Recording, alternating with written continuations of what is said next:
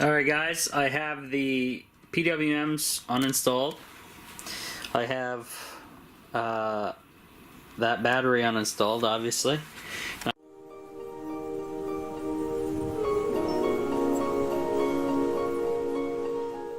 I'm going to show you what's going on. Now, I shut things off pretty quickly. I'm just turn this light on. This is the new monitor for the MPPT charge controller. Now, what is shocking about this is it's saying I got 24 volts coming in to a 12 volt battery. Now, I don't know how that's happened because I have all the positives going into one bus bar and all the negatives into the other, and thus feeding the system. So I don't know. But the nice thing is this controller's smart enough to recognize, okay, we only got a 12 volt battery. Even though we got this much voltage coming in, it's dumping a lot of it into my loads, actually quite a bit. Recharging my batteries, as you can see there.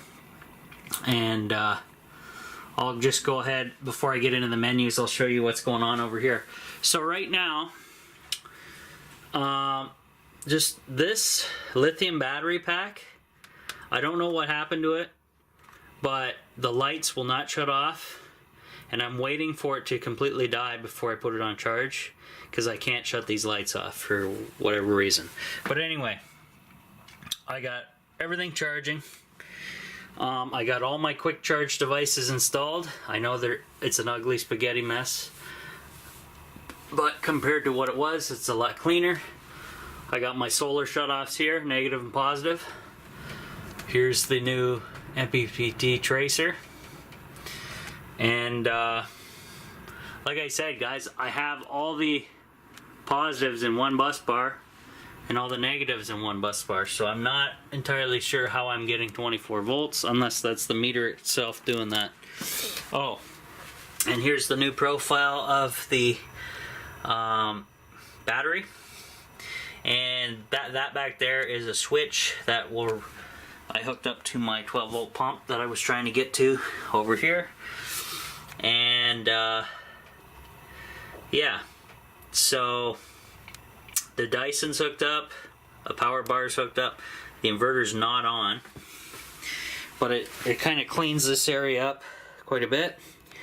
But let's get into the menus here, because this is a nice detailed look at what's going on. So I'm going to click this arrow button up.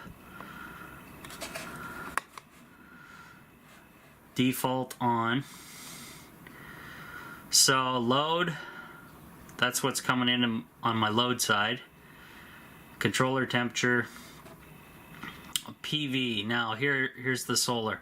So it says I got 23 volts, 2.2 amps, and 50 watts, I guess. Battery is 14 volts. So, and here's some, I gotta reset the times and stuff, but not really worried about that right now. If I click this button, that shuts off the loads, other than this guy here. Why is this? That one's still getting power somehow. Oh, never mind. Well, I accidentally clicked this button and it's back feeding for whatever the hell reason. This was sending power through that controller, charging another battery. Here we go. Hold on, I'm gonna fix this.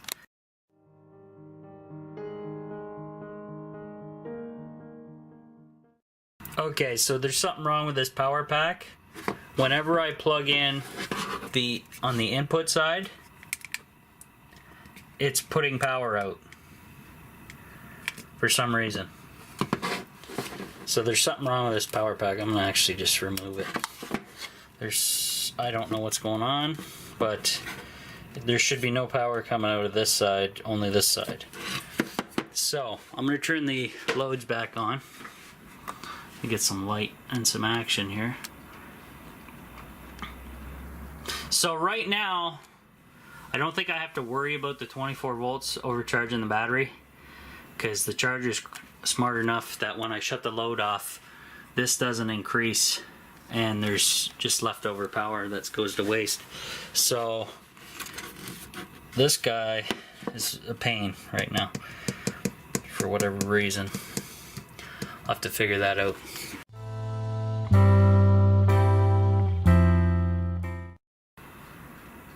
Alrighty guys, so what I did, since things are looking pretty good here, I went ahead and turned the power on to the entertainment system way over here. And this thing is running better than ever. With this, I have all 4 solar panels feeding into one tiny little battery. And from what I can show you here, it's almost bringing, well, 3.5 amps in, and 2's going to the battery, 2's going to the loads, so it's spreading it out pretty good. Now before, I couldn't charge batteries and run the entertainment system at the same time.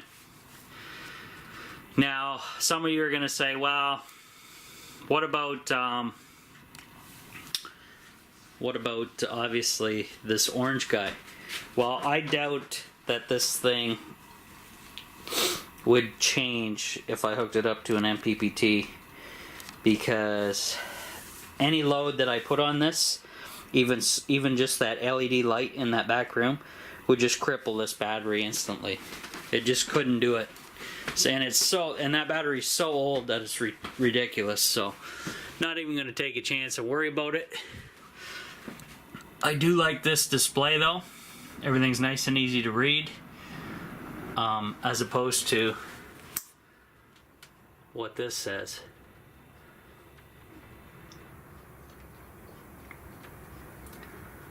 It's just kind of goes through whatever you got there, I guess. Now, one thing I can try is the inverter to charge the Dyson.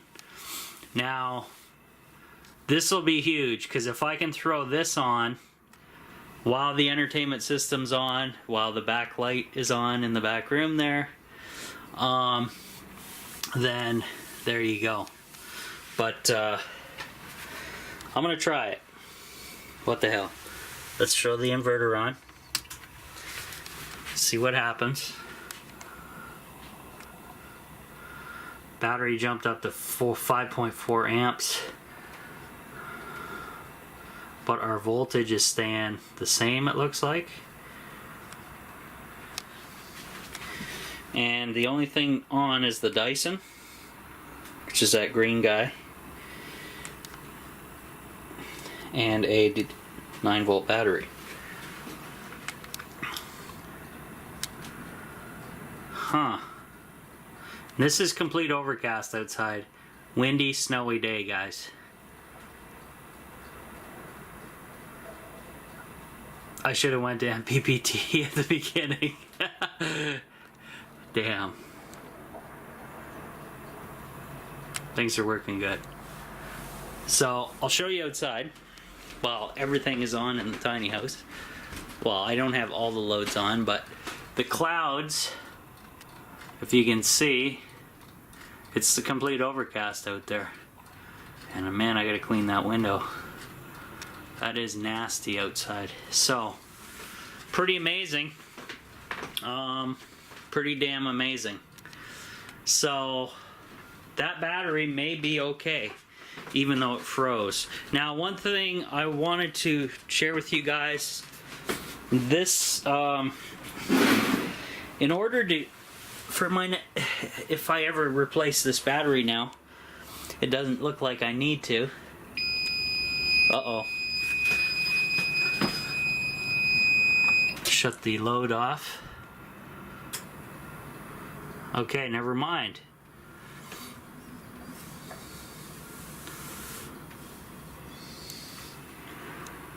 Inverter, entertainment's still on.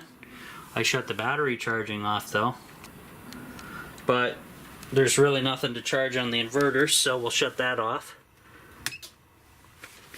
And then we'll click the load side back on. There we go. So I don't know exactly why the inverter made that buzzy sound, but there you go. But like I say, I don't use the inverter other than to charge the Dyson, guys. It's not, or my drill battery occasionally, but that's it. So, but I have everything fully charging now, finally. These little USB things are for very low power stuff like this thing. And I'm probably hardly going to use that now. So, but everything else here, it's charging away like it should be. So that's pretty good. Other than this thing where I'm trying to purposely let this die. This ran the propane fireplace for quite a few hours, twice, and the LED's been on 24/7 for a week, and this thing's not even dead yet. So I don't know what's going on with that, but whatever. So what I'm going to do is I'm going to attempt to watch a video on here and see if that changes the voltages or anything. And then I'm going to continue to clean up in the back storage room, and I'll show you that later. Here's the desk I got moved in. It's pretty sweet, actually. And what I did was, because it fits perfectly to my DIY poor boy redneck headboard bed frame, I pushed it flush to the top of the headboard. So when I'm in bed laying back against this, the obviously it's supported at the bottom, but it wasn't supported up here because there's nothing to attach to. But now the board is flush to that table, and then I got tons of storage inside of here, which is cool. So eventually when my laptop, I'm able to bring the rest of my stuff over, laptop, etc. I have a nice table. I'm going to get better chairs than this eventually, because these just suck on the back. But other than that, things will be good. And I got to get rid of all this cardboard and crap. You guys will see that later when I keep going in that far room. But I'm going to try the Android box out. And then look at all the crap I got to get rid of and reorganize. And all this crap up here. Total crap. So we'll see you guys in a bit.